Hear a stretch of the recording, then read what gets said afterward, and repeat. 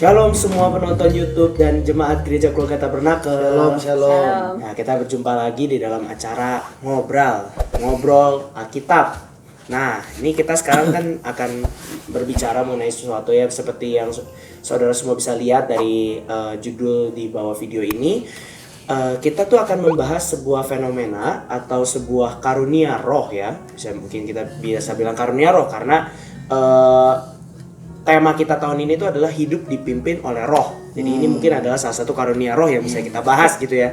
Kita akan membahas tentang penglihatan dan pergi ke surga. Gimana? Pergi ke surga? Gimana? Balik. Bener, nanya dulu nih, gimana nih maksudnya nih? Penglihatan aku ngerti, tapi pergi ke surga, bolak-balik ke surga ini bingung nih, gimana nih maksudnya? Atau konsep pergi ke surganya gimana? Jalan-jalan ke surga gitu kali ya? Wah, mungkin bisa jadi gitu kan. Atau Makanya naik ke surga Naik atau ke surga. gimana? Mungkin banyak ya kali. Kalau nggak tahu nih, kita bahas ini tuh banyak ya arahnya. Kalau rasanya kalau misalnya kayak bilang pergi ke surga, aduh, kalau di Alkitab ini pengalaman saya doang ya. maskapai mana tuh? Pergi ke surga. Tiketnya beli di mana?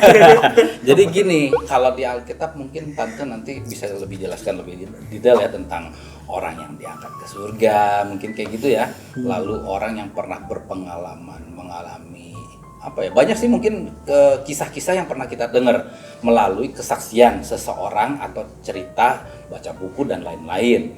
Tapi mungkin ada juga hal-hal yang kalau buat saya sih rasanya saya nggak terlalu sreg ya, misalnya ada orang yang bisa bolak-balik ke surga. Itu saya sempat nonton di YouTube atau di platform sosmed apapun juga ada tuh. Rasanya buat saya nggak tahu ya, nggak seperti itu kali ya konsep surga tuh ya, maksudnya halo saya kemarin diundang Tuhan saya pergi ke surga gitu. Bahkan ada juga yang bolak-baliknya ke neraka gitu. Kok hebat kali gitu ya. Nah, mungkin kayak gitu kali ya. Oh iya. Itu gimana itu? Kok bisa ada bolak-balik ke surga, bolak-balik ke neraka? Ya, Mereka punya tiket VIP mana itu? Kok bisa gitu Kok maksudnya? bisa gitu? Mereka tuh bisa bolak-balik surga. Emang di Alkitab itu ada gitu ya, bisa orang dikatakan punya karunia itu atau gimana tuh? Nah, kalau sepanjang baca Alkitab gitu ya. Nah, terus ada orang-orang yang memang rohnya diangkat maksudnya ya. Rohnya diangkat ke surga gitu. Itu di Alkitab ada sih contohnya. Oh, ada. Ada. Oh, Jadi ada. gini nih. Mungkin lebih ke pengalaman ya. Jadi mungkin teman-teman juga pernah dengar kisah misalnya seorang sakit ya kan, atau kecelakaan melalui sebuah kesaksian ya. Lalu tiba-tiba karena saya juga secara nggak langsung pernah mengalami hal-hal seperti itu, nggak jauh adik saya ya. Itu pernah mengalami koma lama gitu, dan ya papa saya yang mengalami, dia bercerita. Nah, mungkin teman-teman juga pernah mendengar seperti itu, tapi di dalam kisahnya itu, pengalamannya itu dia bertemu dengan Tuhan, misalnya dibawa kayak gitu kali ya Ya, konsepnya tapi itu kan ada ya banyak kesaksian. Kalau yang kelihatannya mati, tapi udah gitu ketemu Tuhan Yesus di surga, belum waktunya balik lagi. Nah, itu tuh di Alkitab ada? Bukannya itu yang di Oh, Alkitab. bukan. Kalau yang di Alkitab itu adanya ketika dia memang betul-betul lagi masih hidup gitu ya. Nah, terus dia rohnya diangkat gitu. Itu ada. Oke. Gitu. Nah, itu tuh sebetulnya dialami oleh Yeskiel. Ya. Cuman gini pada Rasul Paulus juga ngalamin gitu. Tapi Jadi Rasul Paulus ngalamin. Tapi biasanya sebelum dia diangkat itu dia mendapat penglihatan. Ya. Jadi kita mesti bedakan antara penglihatan dan betul rohnya diangkat, ya. Tapi ini berkesinambungan berarti. Kalau Dua yang karunia Rasul Paulus dan Yeskiel, iya. Kalau Rasul Paulus itu oke. kalau kita baca di Alkitab itu tuh di 2 Korintus 2 Korintus pasal 12 ya. Itu Rasul Paulus cerita, jadi dia menyampaikan gitu. Dibawa Dia sampai lihat ke dulu, ini. udah gitu dia diangkat. Nah, setiap kali kalau kita baca sebelum orang itu, misalnya Yeskiel, sebelum orang itu diangkat, dia dikasih dulu penglihatan tentang kemuliaan surga ya. Nah, kita juga tahu lah yang terkenal lah di kitab Wahyu. Ya, kalau Rasul Yohanes kan Ya, dia yang di Pulau Patmos dia mendapat penglihatan. Itu bukan rohnya diangkat ke surga, tapi seluruh Wahyu itu adalah penglihatannya dia. Dia menuliskan itu gitu. Nah, di awal sekali dia ditunjukin dulu tentang kemuliaan surga, kemuliaan Bapa di surga gitu ya. Nah, kalau Yeskiel juga, tapi Yeskiel lebih kepada ditunjukin tentang malaikat. Malaikat ya. Nah, jadi sebenarnya sih kisah-kisah itu ada banyak, ada beberapa, nggak banyak. Tapi belum pernah ada yang misalnya udah diangkat turun, angkat lagi turun. Nah, belum pernah. Ya, even itu Baru Rasul sekarang ya. itu Rasul Paulus juga dia diangkat satu kali aja, dia ceritanya gitu. Nah, dia memberi kesaksian lagi tetap tentang kesaksian dia waktu sekali itu diangkat. Nah, itu kalau kita lihat coba aja dulu ya, kita baca di 2 Korintus. 2 Korintus kalau kita baca di ayat 1 sampai 10 nggak usah kita baca ya, tapi di situ diceritakan bagaimana Rasul Paulus itu menceritakan dia itu diangkat, khususnya di ayat 4 gitu. Nah, tapi kalau yang Mungkin dibacain dulu. Boleh. 2 Korintus 12 ayat 4. Ia tiba-tiba diangkat ke Firdaus dan ia mendengar kata-kata yang tak terkatakan yang tidak boleh diucapkan manusia. Iya. Tiba-tiba Dan dia- ini tapi di sini Rasul Paulus dilanjut mungkin coba dilanjut. tapi di sini sebelum itu Rasul Paulus berkata di ayat 2, aku tahu tentang seorang Kristen 14 tahun yang lampau, entah di dalam tubuh aku tidak tahu, entah di luar tubuh aku tidak tahu, Allah yang mengetahuinya. Orang itu tiba-tiba diangkat ke tingkat yang ketiga dari surga. Nah, terus tadi kalau lanjutan itu tadi ayat 2 berarti ya. Terus tadi lanjutannya berarti ayat yang ke 4 terus ke 5. Atas orang itu aku hendak bermegah, tetapi atas diriku sendiri aku tidak akan bermegah selain dari kelemahan-kelemahanku. Nah, jadi itu yang maksud dengan orang Kristen itu maksudnya Rasul Paulus itu sendiri. Dia menyebutkan dirinya orang Kristen karena dia tuh nggak mau nyebutin aku nih loh, enggak gitu. Nah, dalam pengalaman imannya dia naik ke surga, maksudnya diangkat di surga gitu, Tingkat rohnya ketiga diangkat ya, di surga ada tingkatnya ya. Itu dia nggak mau membanggakan dirinya dia lebih suka bermegah dalam kelemahannya gitu. Tapi kalau saya pelajari ya, kenapa sih kok Tuhan izinkan seseorang diangkat ke surga itu pasti ada tujuannya. Nah, kalau kita baca di 2 Korintus 12 ini, Tuhan itu tujuannya memberitahu kepada Rasul Paulus bahwa kamu jangan sombong gitu. Nah, kita tahu ya Rasul Paulus itu karunia rohnya ya. Dia luar biasa memberitakan firman Tuhan, kabar keselamatan, menyembuhkan orang juga ya. Tapi dia tidak sombong. Nah, Tuhan itu punya maksud waktu dia diangkat ke surga, cuman mau ngasih tahu kelihatannya ya kalau dari ayat Alkitab itu surga tuh ada loh ya. Aku mengangkat kamu, tapi kamu nggak boleh sombong.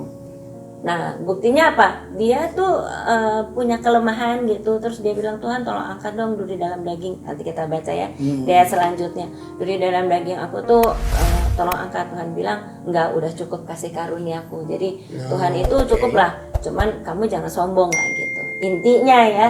Jadi tujuan Tuhan itu selalu begitu. Nah, jadi kita lihat ya, kalau saya lihat gitu, orang-orang yang dipakai Tuhan luar biasa, terus pernah diangkat ke surga, ditulis jelas ya, nggak ada kesombongan loh ya, nggak ada kesombongan gitu.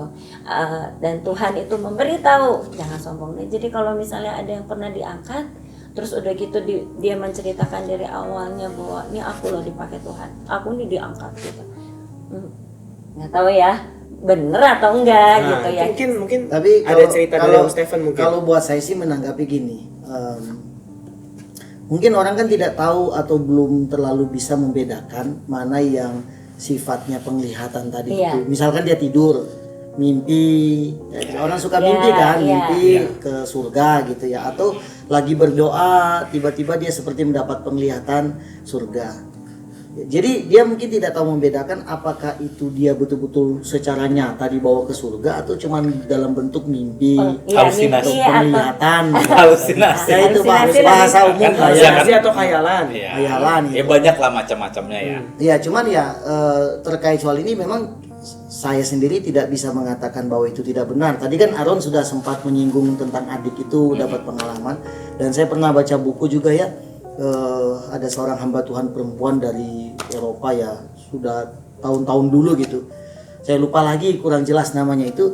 Dia baca buku begini, dia tulis begini. Dia seorang gembala di satu gereja. Kemudian di jemaat itu ternyata ada kurang lebih mungkin 4 atau 5 ibu-ibu yang sudah pernah melakukan aborsi. Nah, dalam doa dia si pendeta ini, si gembala ini dalam doa, ya dia bilang dalam kondisi sadar tidak sadar dia seolah-olah dibawa ke surga gitu. Dia diangkat ke surga begitu ya. Nah, sampai di sana dia mendengar tangisan bayi-bayi. Lalu menurut si ibu ini dia tulis, menurut dia bilang begini, Tuhan bertanya ke dia, kamu tahu nggak siapa anak-anak ini gitu katanya. Enggak, ini anak-anak hasil dari aborsi dari jemaatmu, kata dia gitu, yang saya percayakan. Nah, setelah itu dia sadar dan dia cari tahu di mimbar dan ditemukan memang ada.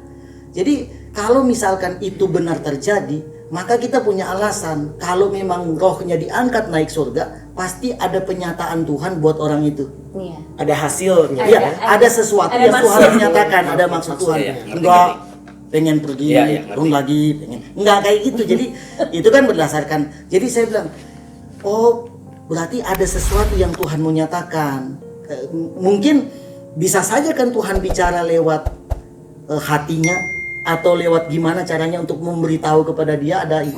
Tapi kan lebih mantap barangkali kalau diperlihatkan ini anak-anak dari hasil. Nah, setelah peristiwa itu ibu-ibu ini bertobat. Jadi, menyadari akan kesalahan yang mereka lakukan. Kan waktu dia ungkapkan masalah itu, yang saya baca di buku, ibu-ibu ini kaget, tahu dari mana? Pasti disembunyiin kan ya? Kan mereka nggak ngasih tahu ke orang-orang, tahu dari mana? Dia bilang, saya tahu dari Tuhan. Kok bisa? Saya lihat anak-anak kalian di sana di surga. Waduh, sampai mereka kaget. Kok bisa katanya? Nah, tapi menurut buku itu, dia bilang ya, si penulis ini bilang, setelah saat itu saya tidak pernah lagi mengalami pengalaman itu. Tidak pernah lagi. Hanya sekali saja. Sekali dalam hidupnya, seumur hidup dia menyatakan dia diberikan pengalaman oleh Tuhan semacam itu. Jadi rohnya kesimpulannya diangkat. gini, ya rohnya diangkat dan ke surga. Jadi saya mau bilang begini, mungkin saja peristiwa itu bisa terjadi sesuai dengan kehendak Tuhan. Tapi kita harus pahami bahwa ada penyataan Tuhan di dalamnya. Ada maksud. Bukan karena hobi bolak-balik, bukan. Okay. Jadi pertama sesuai kehendak Tuhan, karena Tuhan yang berkehendak kan. Kedua, berarti Tuhan kan yang ibaratnya gini, Tuhan yang panggil dia, sini naik dulu ke atas, nanti saya pulangin lagi kamu. Ada sesuatu yang Tuhan mau sampaikan, dan itu sifatnya sangat pribadi. Iya. Tidak sembarangan orang ngalamin kayak di Alkitab tadi kan. Bayangkan dari catatan Alkitab begitu banyak rasul-rasul atau nabi, kok cuma mereka yang ngalamin? Nah, enggak semua. Enggak semuanya kan? Semuanya. Kalau yang terangkat pakai kereta kencana itu siapa? Elia. Itu beda lagi kan? Itu udah terangkat itu pergi dan nggak balik-balik. Iya. Ya, Elia, Henok, semuanya pergi dan nggak baik. Tapi yang balik kan cuma itu. Kenapa cuma mereka berdua yang itu? Ada sesuatu yang Tuhan menyatakan mereka. Jadi maksud saya adalah ya soal yang kita bicara tentang fenomena, misalkan saya juga suka dengar sih gitu, katanya dia bolak-balik, saya tuh pengen ketemu dia, minta tiket dong. Gua pengen. Nah, dia pakai pesawat. Kalau misalnya bisa gitu. kayak gitu ya, kehidupan kita bisa bolak-balik ke surga, misalnya maunya udah aja pergi aja, udah nggak kesini-sini lagi gitu. Makanya kan pergi ke surga nggak gini, kesini-sini betul lagi, juga gitu. sih, Alkitab kan bilang, kan kita tema tahun ini kan tentang roh. Makanya roh. kan Alkitab Dipimpin bilang, ya kan dipimpin roh, ujilah. Iya, Uji kan. Walaupun ayat itu mengatakan ujilah segala roh, itu kan diuji. Tapi kan bukan cuma berkaitan dengan roh, tapi dengan pengalaman roh seperti itu kan pengalaman. Diuji juga. Apakah memang betul itu pengalaman iman dan pengalaman dari Tuhan, atau pengalaman yang mohon maaf dibuat-buat. Ya. Itu kita harus bicara Betul. dong, ya kan? Biar orang itu tidak lagi terus-menerus dalam tanda kutip dibohongin lah dengan, misalkan saya hobi nih ngomong tuh, kemarin saya baru ke surga, terus nanti bulan depan lagi nanti jemaat tanya, Om kemarin pergi ada kemarin ngopi dengan Tuhan misalkan gitu. Ngopi. Ya kan saya hobi kopi nih tuh ya. Jadi kan minum dulu. Ada yang WA-an juga sama Tuhan gitu kan. Gitu. Ada. Ya maksudnya janganlah terlalu apa ya kita terlalu berlebihan dari hal-hal seperti itu gitu. Ya sebenarnya ya kalau cerita tentang bayi-bayi yang aborsi, nah Kembali lagi ke bayi-bayi ya aborsi. itu ya ada satu saya juga dengar di YouTube. Nah ada nenek-nenek. Di YouTube berarti ada linknya ya? Ada linknya. Nanti kita sertain ya. Iya. Nah itu iya. kalau ibu YouTube ya, kalau saya baca bukunya, baca buku dari penulis itu gitu loh. Ini di YouTube baru 8 bulan yang lalu kalau dibaca di. Berarti masih ya. baru. Ya. Sebulan masih Nah, oke-oke itu lah belum. namanya ada granny, nenek-nenek. Namanya Mary Jo. Mary Gitu. Jo. Dia waktu umur 20, dia cerita umur 20 dia tuh pernah menggugurkan. Ya, dan dia tahu bayi yang digugurkan itu jadi suatu hari dia pendarahan pagi-pagi gitu. Dia kesakitan terus lahirlah itu laki. Tapi mati gitu. Si mamahnya kaget sekali dan mereka menyimpan rapat-rapat. Jadi maksudnya dia Sembunyiin. menggugurkan, membunuh Iya. tapi lahir tapi udah mati Tapi karena udah dia mati, dia iya. udah gugurin dulu Iya. gitu loh, oke. Dan si Mary Jo ini waktu yang masih umur 20 ini menyimpan rahasia itu rapat-rapat lah ya. Mamahnya juga menyimpan rapat-rapat. Suaminya yang sekarang, jadi setelah itu berapa tahun kemudian dia menikah, nggak pernah tahu juga cerita dia pernah menggugurkan bayi gitu. Berarti dari laki-laki lain ya hasilnya Iya, itu. waktu dia masih di sekolah gitu. Terus Terus suatu kali anak cucunya dia namanya Victoria jatuh dari ketinggian 3 meter. Jatuhnya tuh kepala ke bawah. cucu Jadi dari si Mary ini. Mary, Ah, ya. oke. Buk, jatuh ke bawah gitu. Kaget sekali. Mary-nya kaget. Jadi si Granny-nya kaget, grandpa-nya juga kaget gitu. Terus tapi si anak itu nggak ngalamin geger otak, patah tulang, apapun enggak. Anak itu umur 4 tahun atau 5 tahun gitu dicerita. Namanya Victoria. Nah terus salah satu yang saya juga merasa bahwa kaget sekali kok sama Pak Stefan ceritanya. Si cucu ini yang si Victoria ini itu mendapat penglihatan. Jadi pertama kali dia jatuh, si kakeknya nyari nggak ada yang sakit apa-apa, dia bilang ini I'm okay, grandpa I'm okay gitu ya. Ada tangan besar, tangan malaikat besar yang merangkul saya waktu saya jatuh ke bawah. Menatang lah ya, Iya, menatang menatang. gitu ya. Waktu dia jatuh gitu loh. Jadi itu pertama membuat kaget si dua kakek nenek, jadi kakek dan nenek ini ya kaget sekali. Tapi menurut saya oh itu Tuhan mau nunjukin kemuliaan Tuhan. Kalau anak itu kenapa-napa ya apa hebatnya gitu ya. Si bayi si cucunya nggak kenapa-napa ini baru hebat gitu. Nah itu kan ditunjukkan itu. Tapi yang aja juga salah satu cerita dari cucunya ini dia melihat kalau dia bilangnya melihat surga. Ngomongnya si anak itu ya. Iya. Melihat surga. Melihat Oke. surga. Jadi si orang-orang rumahnya itu dia lihat ke atas gitu. Ini orang rumah kaget. Kenapa anak ini teh lihat ke atas? Habis itu dia cerita. Dia ketemu ada bayi-bayi di surga. Salah satunya ada bayi laki-laki diceritain. Saya ini dibuang oleh perempuan yang namanya ini gitu. Kenal si Victoria ini gitu. Nama neneknya yaitu Mary Jo ini. Terus udah gitu saya waktu itu dibuang, aborsi. Anak 5 tahun ini, 4 tahun ini nggak ngerti namanya aborsi itu apa. Terus bayi yang di sebelah, oh saya sih dibuang ke tempat sampah. Gitu, saya mati di tempat sampah gitu. Jadi ternyata itu adalah bayi-bayi yang diaborsi. Nah terus dia cerita sama neneknya, saya tuh ketemu kayaknya ini uncle siapa gitu ya. Nah dia tuh dibuang waktu dia masih di kandungan, dibuang gitu, katanya aborsi. Apa sih aborsi? Anak ini juga nggak tahu gitu. Kaget, Mary Jo-nya kaget, si suaminya juga kaget gitu, karena itu adalah rahasia yang paling disimpan Bertahun-tahun. yang Ya. bertahun-tahun, puluhan tahun gitu. Ternyata ada di surga gitu. Jadi sejak itu neneknya jadi tahu, percaya. Yang nunjukin siapa? Kata Tuhan Yesus. Sejak itu neneknya percaya sekali tentang Tuhan Yesus. Dan dia bertobat. Waktu dia ditanya juga ya sama youtubernya yang ngajak ngobrol itu, dia juga nangis, dia bilang itu kesalahan saya, dia bilang gitu. Tapi saya menutup rapat itu, kalau mama saya masih ada sih, mama saya bisa jadi saksi, mama saya udah meninggal, dia bilang. Tapi saya mengakui hal itu sekarang karena itu memang dosa saya. Jadi saya melihat gini, kalau Tuhan pakai seseorang untuk dapat penglihatan surga ini kan, itu ada tujuannya. Ya, ada yang mau Iya. Ada disampaikan. sesuatu yang ada akan sesuatu. disampaikan. Ya, Ada jadi- Berarti yang jatuh ini sebenarnya ketemu paman atau bibinya kali ya? Oh, iya. Ya, yang bayi yang di surga Iya, itu iya, lah paman, ya. paman. Laki-laki ya. Paman. Oh, berarti pamannya gitu yang dia Pamannya ketemu. gitu. Wah, Terus- luar biasa.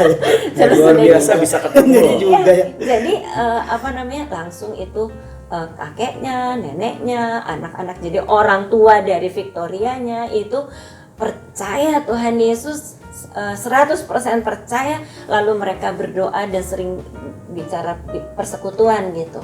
Terus saya pikir ini adalah penglihatan, karena si anak ini tetap sadar dan orang di keluarga itu melihat anak itu lagi apa pada saat itu. Nah, ditunjukin oleh Tuhan gitu. Nah, ini penglihatan. Terus saya pikir mungkin itu seperti Rasul Yohanes di Pulau Patmos Iya, itu yang dia yang tahu melihat gitu, yang surga dia lihat. ya. Kalau kita lihat Wahyu 1 ayat 9 sampai dengan ayat berapa tuh 20 itu adalah penyataan Rasul Yohanes lihat surga tuh kayak apa. Tapi gini, Lihat kalau saya tambahin sedikit ya, dari apa yang Tuhan mau nyatakan dengan peristiwa itu nyambung. Iya. Jadi kalau ada orang yang mengatakan saya ke surga Tuhan ngomong gini gitu, tapi nggak cocok dengan Alkitab. dengan Nggak peristiwa cocok. di bawah, Iya, iya. peristiwa di bumi gitu. Oh, iya. Itu kan peristiwa di bumi kan, Iya. peristiwa dia menggugurkan, lalu dia Terus dapat pernyataan dia di dapat pernyataan atas. di atas, ya, Nah, betul. apa yang dia sampaikan di atas benar dikonfirmasi sama si nenek ini, iya. Iya. Sama dengan yang si pendeta yang saya cerita ini, dia mendapatkan penglihatan atau mungkin rohnya diangkat, lalu Tuhan ngasih tahu di bawah benar. Nah, tapi kalau ada yang Tuhan ngomong gini, kamu gini, tapi pas di bawahnya Nggak ada. nggak ada gitu. Nah, itu. Ya, dengan menebak-nebak ya. Iya. Jadi gini, Nah, jadi bisa gini. jadi gitu. Kalau dari kisah-kisah tadi itu saya nangkapnya gini, satu itu penglihatan ya, atau nubuat mungkin ya kalimat ininya ya, bukan? Bukan, dia itu penglihatan. Penglihatan benar. Penglihatan. Jadi sudah terjadi. Sudah terjadi. Nah. Nah, lalu satu lagi adalah pengangkatannya. Ya, yang Ya. yang terangkat Dan itu. dibawa kemana? Pokoknya Iya, Tuhan iya. membawa seseorang ke suatu Iya. surga, Nah, gitu kan. Nah, katakanlah surga lah ya gitu. surga. Nah, kalau yang terjadi sekarang ini kan banyak orang berkhotbah atau membawakan firman di depan mimbar atau apapun platformnya ya, ke depan jemaat, menyatakan bahwa kemarin saya diajak Tuhan ke surga. Kalimatnya itu satu. Ngapain? Ya ngapainnya mah banyak ya, karena setiap misalnya yang saya ini kan misalnya tema khotbahnya apa, dia akan ceritakan beda-beda gitu. Oh, Nah, gitu. lalu dia misalnya bilang lagi tadi pagi saya habis berkunjung ke surga misalnya gitu. Tapi nggak itu, ada satu lagi yang fenomenanya beda. Dia bolak-baliknya ke neraka gitu kan. Oh, ada ya? Ada. Nah, Baru dengar Tuhan juga ya. mengajak Tuhan mengajak saya ke neraka. Untuk apa? Ada Ya, Tuhan. nggak tahu lah, itu terserah dia. Maaf. Tapi ya kalau Kita nggak misalnya tahu kita ya. dengerin, ya dia punya maksud. Tapi kalau kayak tadi kan dibilang Tuhan punya maksud, Iya. ya kan? Tuhan maksud memperlihatkan atau Iya. Dan Tuhan memang itu punya benar ya. rencana, ya kan? Punya rencana. Nah, tapi kalau misalnya kita kaitkan khotbah atau yang disampaikan oleh bapak-bapak yang khotbahnya seperti itu juga, dia membawa maksud. Pendeta. Nah, dia juga membawa maksud, dalam arti misalnya ini ceritanya, oh Tuhan tuh memperlihatkan ini loh di neraka seperti ini. Lalu dia ada maksud gini. Memang nggak ada, ya betul ya seperti yang Iya. barusan disampaikan, tidak ada pernyataan Tuhan di situ, ya kan? Dengan misalnya katakanlah 1.000 orang jemaatnya, dia bisa berkata apapun juga lah. Tuhan bilang sama saya hari ini. Misalnya ini yang saya sering alami ya, karena saya pemain musik nih, di belakang dia lagi khotbah, saya di belakangnya, jadi dengar banget. Misalnya umumnya dia bernubuat atau dia berkata Tuhan membisikkan kepada saya, itu kan kalimatnya ya. Tuhan berkata, Tuhan membisikkan, Tuhan memberitahu saya. Tuhan gitu. bicara. Ada 1.000 orang nih jemaatnya, misalnya. Di ruangan ini ada ibu-ibu yang sedang sakit. Lah saya pikir ya, Banyak. misalnya ada ibu-ibu, ya katakanlah dari 1.000 ibu-ibunya 300 orang gitu. Yang satu ada sakit kaki, yang satu sakit pinggang gitu kan, macam-macam. Kalau enggak misalnya kalimatnya lagi bilang, Tuhan membisikkan kepada saya bahwa sekarang ini di ruangan ini ada anak-anak muda yang merindukan pasangan. Wah, itu kan anak mudanya ada berapa banyak? Maksudnya kalau cuma mau ngomong gitu nggak usah bilang. Nggak usah bilang, ya. nggak usah Tuhan bilang. Memang pasti ada Nah, gitu. itu kan jadi kan kalau buat saya itu kan tebak-tebakan lah. Dan ya nggak tahu ya. Memang saya tidak bilang wah lu ngaco atau apa, nggak juga. Cuman rasanya yang saya mengenal Tuhan konsepnya nggak seperti itu. Sebenarnya bukan tebak-tebakan Ron ya. Kalau pandangan saya ya sorry aja ini kan kita harus bicara. Memang itu kan sebuah daya tarik juga orang. Iya, nah itu saya mau gitu tuh. Ya sorry aja gitu. Artinya gini, kalau buat saya di pihak saya lebih baik memperdalam pengajaran firman Tuhan. Orang mau terima atau enggak terserah. Kan itu kan dengan gaya gitu kan jadi keren banget. Ya terus tangan aja kayak gitu banget. Luar biasa dia dipakai Tuhan, hebat. Maksud saya gini, kalau itu enggak terjadi gimana? Kan jadinya malu sendiri kan? Ya niatnya pengen mengangkat diri supaya dianggap luar biasa. Ya kalau cari alas kan bisa 1001 kan, kalau nggak ada tadi. Iya sih betul juga. Gitu. Cuman ya itulah fenomena yang terjadi. Tapi kalau dia bantah gini, emang saya salah ngomong gitu kan ada yang sakit. Nah, iya sih memang ada kan. Tadi kan lu udah ngomong. Ya itu adalah. Ya udahlah, terserah ya itu. Cuman kan udah berantem. Tapi memang itu terserah sih. Iya betul. Terserah sih ya udahlah terserah. Tapi kan istilahnya kita itu berdiri di mimbar yang gitu suci ya. gitu ya. Diberi mandat katakanlah kayak pendeta-pendeta gitu, diberi mandat sama Tuhan itu rasanya kalau buat saya gitu, saya bukan pendeta loh gitu ya. Jadi kok lu malah mempermainkan buat saya sih betul. kesannya gitu memang, kan ya. Kayak misalnya gini, kayak kita bahas yang ini lagi misalnya kayak yang bercerita pernah dibawa ke neraka bla bla bla. Wah, rasanya terlalu ini buat saya karena misalnya kayak yang tadi Pak Steven jabarkan, misalnya manusia itu bisa itu khayalan lo, kalau kata Mika khayalan. Kata Pak Steven tadi misalnya itu teh pikirannya sendiri. Mimpi atau pikirannya sendiri ya. Kalau saya mungkin adalah yang lebih ini lagi, mungkin badan kita capek. Kita manusia loh, ya kan? Badan kita capek, misalnya dari sini berangkat kemana? Apalagi misalnya Pak Steven nih khotbah. Khotbah di mana? Manado, pakai pesawat. Capek itu kan? Berangkat dari sini dari Manado, nggak berhenti di Manado terus khotbah, enggak, ke pelosok lagi capek, terus tiba-tiba istirahat atau di mana badan capek. Kalau kita orang Sunda, saya orang di Bandung gitu ya, ada yang namanya eueup-eueup. Karena badan kita terlalu jelaskan capek. di Indonesia Eueup-eueup itu jadi gini, kadang-kadang kita tidur setengah mimpi nggak bisa bangun. Kalau ada orang kepercayaan, ditindihin setan gitu, misalnya gitu. Kadang-kadang bahasa ininya nggak tahu ya, cuman saya sering ngalamin kan. Nah buat saya itu karena saya terlalu capek, memang Sleep paralysis. jadi setengah halusinasi waktu tidur. Dan itu misalnya kayak misalnya Tuhan ngajak karena halusinasinya memang kadang-kadang menyeramkan.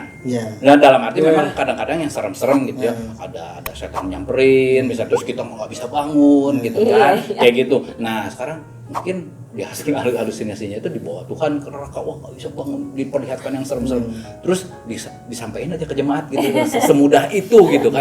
Memang kalau yang Pak Steven bilang nilainya memang tinggi. Iya itulah yang sebenarnya memang nilai. Nah kalau saya balik lagi pada soal nilai. Nah sekarang saya mau sinkronin nih yang tadi udah dibahas di Alkitab, misalnya kayak Paulus gitu kan tadi.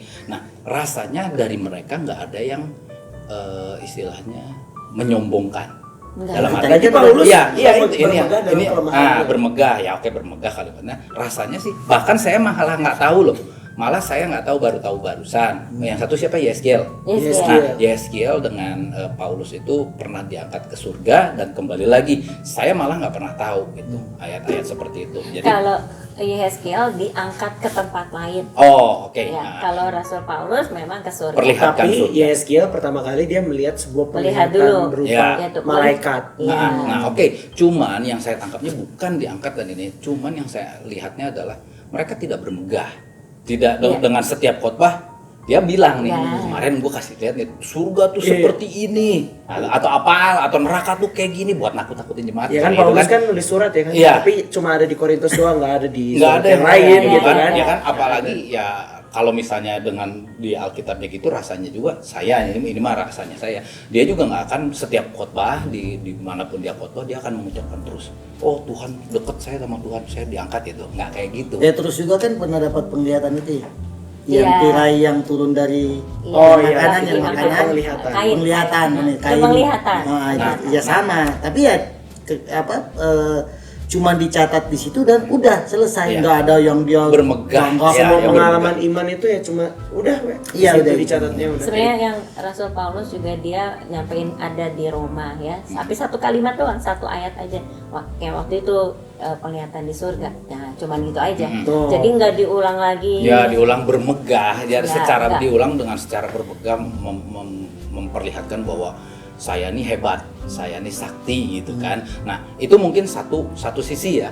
Ada satu sisi lagi, itu sisi mungkin antar zaman dan dekade itu masih bisa ya, permegahan diri itu. Tapi yang saya lihat bahwa mereka tidak gitu kan, tidak bermegah. Enggak. Satu. Nah tapi kalau dari zaman sekarang mungkin orang bisa bilang ya itu zaman dulu mungkin cuma bisa sampai gitu doang. Zaman sekarang ada sosmed, dengan ngomong gitu nilainya tinggi, ya kan? Nilainya tinggi, besok saya khotbah jemaatnya makin banyak, ya otomatis persembahannya makin banyak, belum lagi endorse yang masuk. nah gimana menurut Mas Dewan? Ya buat saya gini sih ya, kalau saya prinsip saya adalah saya lebih baik yang benar aja gitu. Kalau memang betul Tuhan berikan saya pengalaman seperti itu, jalan-jalan ke surga dan sebagainya, ya saya bicara. Tapi kalau memang ternyata bukan pengalaman seperti itu, lebih baik tidak usah disampaikan. Dan yang kedua, kalau pengalaman itu hanya berkaitan dengan pribadi saya sendiri, tidak berkaitan dengan umum, ya saya nggak usah cerita. Itu mungkin gini, Tuhan mau meyakinkan ke saya bahwa saya sedang melayani Tuhan yang hebat. Nah, Buat saya gitu loh, buat saya. Iya, betul. Jadi saya semakin teguh dalam pelayanan. Oh iya, karena saya dapat pengalaman. iya kan, Gitu. soalnya kan kalau dari ceritanya Om Stephen sama Mama yang tadi yang menceritakan pengalaman mereka kan, kayak buku yang ditulis itu dan juga Victoria itu kan mereka kan pergi ke dikasih penglihatan atau pergi Itu ke surga, berkaitan itu dengan berkaitan orang lain. dengan orang lain. Iya, kan Tentang menyatakan aborsi. Oh ternyata di dalam jemaat tuh ada yang aborsi. ada yang aborsi. Oh ternyata selama ini neneknya itu punya Rahasia itu. dosa yang disimpan dirinya dia Ya, sendiri. aborsi Akhirnya, juga. ternyata tentang aborsi. Kalau juga. misalkan saya dibawa ke surga, hanya diperlihatkan aja kemegahan surga, ya kan, kemegahan luar biasa. Itu menguatkan saya kan, oh ternyata saya melayani Tuhan selama ini nggak sia-sia. Surga tuh beneran ada gitu. Saya pikir cuma mimpi, beriman nggak jelas gitu. Tuhan perlihatkan, sehingga saya ketika saya diizinkan pulang lagi ke bumi, saya semakin kuat nih dalam pelayanan. Bukan sombong. Enggak sombong, nggak usah sombong. Kalau berkaitan dengan yang tadi Mika bilang, berkaitan dengan orang lain, saya harus bicara ke orang itu. Ya, Tuhan ngomong loh, Tuhan kasih tunjuk loh. Oke, gua ngerti. Ya kan gitu kan. Ngerti. Jadi kalau untuk urusan pribadi tidak usah dibawa-bawa di mimbar, maksudnya gitu.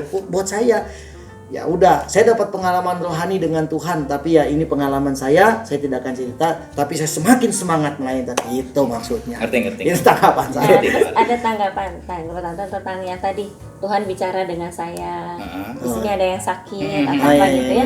Saya tuh tante jadi ingat itu loh di Alkitab.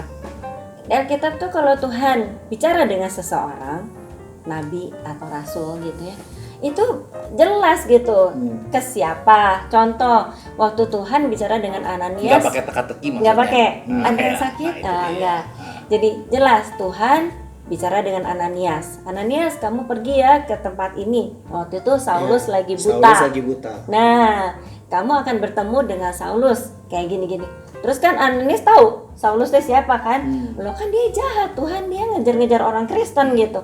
Aku mau pakai dia. Jadi jelas gitu. Iya, Enggak betul. cuman Nggak teka-teki. enggak nebak-nebak. siapa yang sakit kayak gitu. Kalau menurut saya Ya pokoknya ya, itu menurut Tante ya. penglihatan Setuju yang sih. dibawa ke surga jelas kan Jelas. ke orang itu, mendengar suara Tuhan menyatakan sesuatu buat orang jelas. Jelas. Kalau saya ngomong gini, siapa gitu, nggak jelas. Sebenarnya Rasul Yohanes juga kan jelas waktu dia bilang kamu bicara dengan 7 jemaat. Soalnya jemaat-jemaat itu tuh banyak yang udah melenceng. Iya betul. Dari ya, 7 saya- cuma Tujuannya 2 adalah yang untuk 7 jemaat itu iya, kan, untuk supaya Kristen. 7 jemaat itu diselamatkan gitu. Iya, betul. Yang 2 udah betul ya dipuji Nah, sama yang Tuhan. limanya- Yang 5 masih salah, Masih salah. dibenerin. Jadi jelas kok 7 jemaatnya di Iya, mana Tuhan kasih tahu gitu. Nggak pernah kita suruh nebak-nebak sendiri. Kayaknya tuh gitu ya. Cuma bilang ada pemuda lagi cari kerja gitu. Nggak tahu siapa itu. Suruh Karena nebak. gini, Tuhan tidak mungkin membuat kita bingung. Iya benar. Nggak mungkin Tuhan bikin pasti ada pemuda, terus visi kita yang sendiri jelas. jadi bingung siapa. Nanti orang tanya di bawah siapa Pak, saya nggak tahu. Ya ibadahnya youth ya. Misalnya youthnya 300 pemuda orang, semua. ada pemuda semua 300. Macam-macam nih. Ada yang sakit, ada yang nganggur, ada yang nganggur. macam-macam. Daripada begitu jomblo, mending saya yang jomblo. saya cari aman aja daripada gitu. Ada yang sedang sakit di sini. Nah, ada yang mau didoakan. Nah, Ada yang itu kan didoakan, aman. ada yang gitu. sedang jomblo di sini.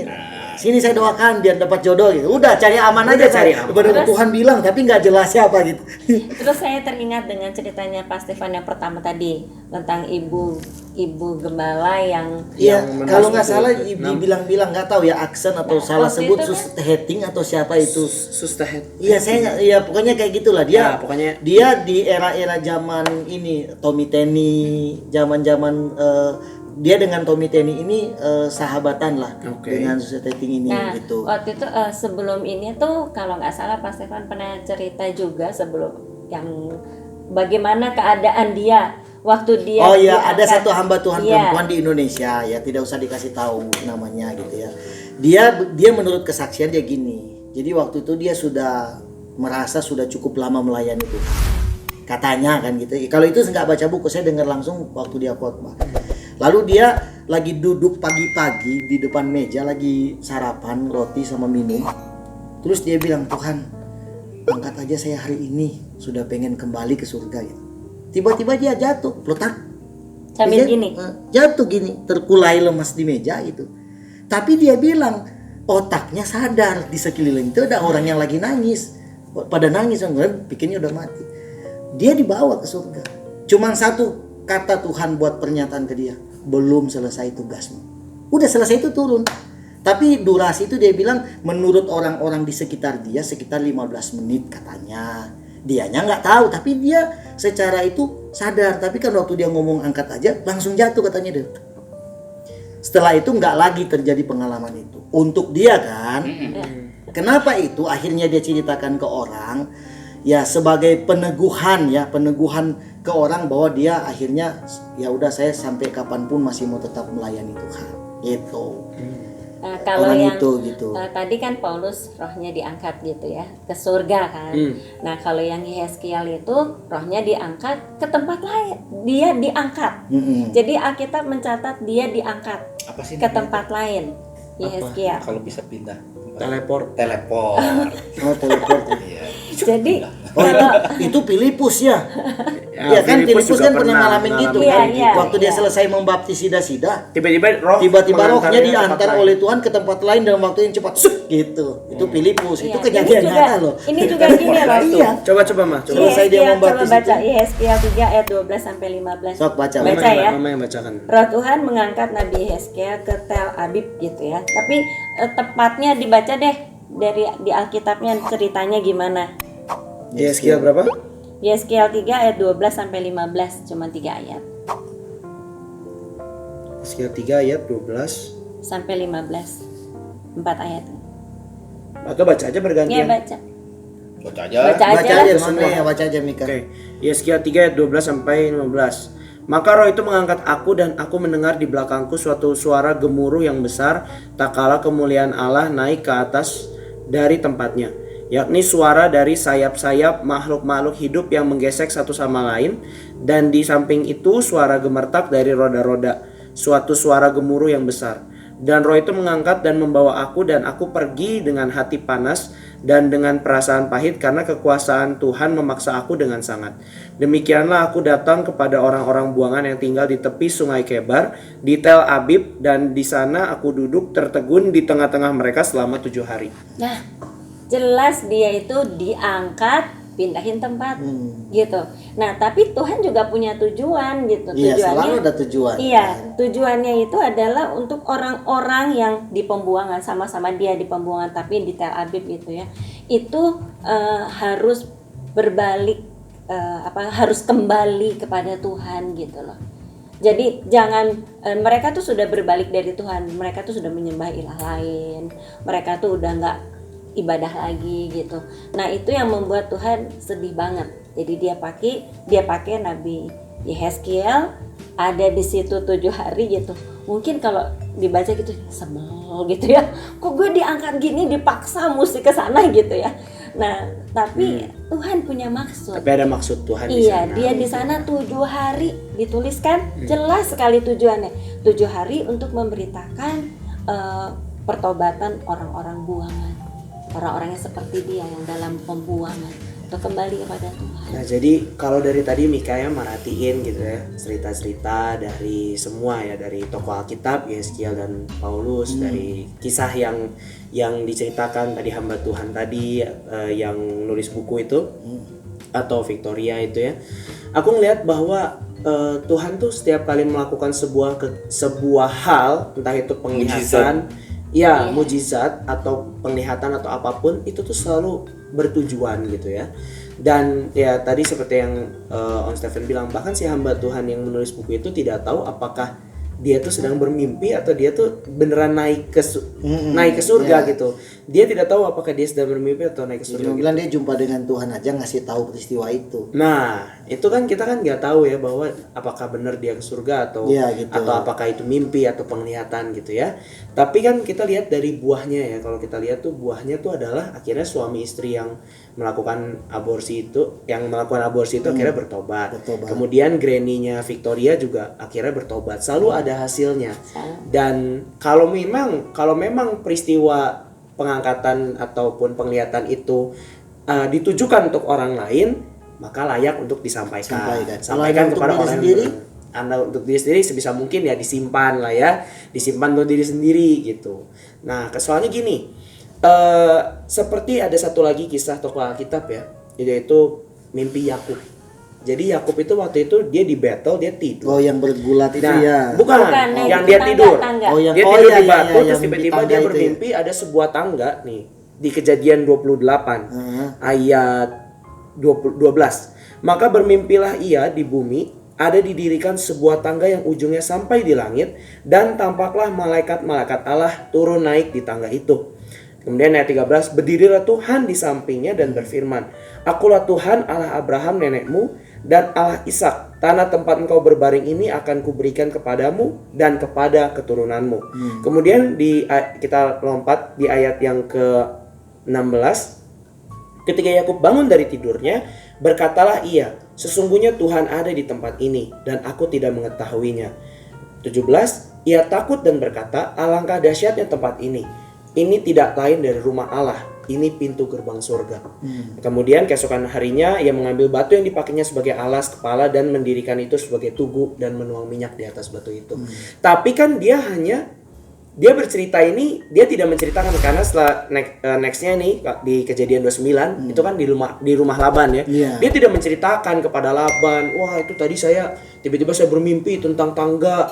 Kemudian saya melihat Tuhan loh gini-gini. Dia tidak bercerita tentang itu. Even ke pasal-pasal berikutnya ke anak-anaknya juga tidak menceritakan hal itu. Tapi Tuhan bertujuan untuk memberikan daerah itu gitu ya untuk menjadi miliknya dia. Jadi ada tujuan lagi, tapi tujuannya untuk diri sendiri. Gitu. Nah itu sama kayak tadi Paulus, sama kayak tadi Yeskiel. Dia ya udah sekali itu ya udah, dia tidak bermegah atas itu lagi gitu. Nggak tiap hari Minggu tiap hari Minggu diceritain. Bukan itu tiap hari Minggu, kemarin ketemu, terus minggu depan lagi kemarin ketemu. Bahkan di khotbah di Jakarta ceritain lagi, di khotbah di Surabaya ceritain lagi. Itu maksudnya satu peristiwa diulang-ulang cerita terus setiap kali ngalamin gitu. Kalau beda-beda sih. Kalau yang saya lihat ada yang dia setiap khotbah, yang ini yang saya lihat ya, setiap khotbah di mana-mana ya sama aja ceritanya begitu. Oh berarti cuma satu kali tapi diulang-ulang saksian. Tapi ada yang memang ada yang dia tiap minggu kejadiannya berulang-ulang.